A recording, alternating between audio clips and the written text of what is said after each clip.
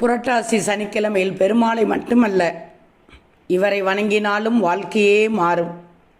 புரட்டாசி மாதம் என்றாலே பெருமாள் வழிபாடுதான். அனைத்து பெருமாள் கோவில்களிலும் கூட்டம் அலைமோதும். அதிலும் புரட்டாசி சனிக்கிழமை இன்னும் அதிகமான கூட்டம் இருக்கும்.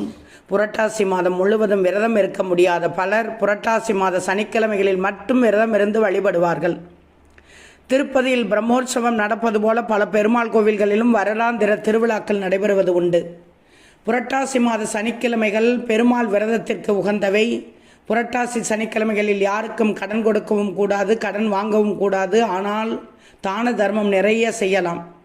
காகத்திற்கு அன்று இலையில் எள்ளும் வெல்லமும் கலந்த அன்னம் வைத்தால் சனியின் தாக்கம் நீங்கும்.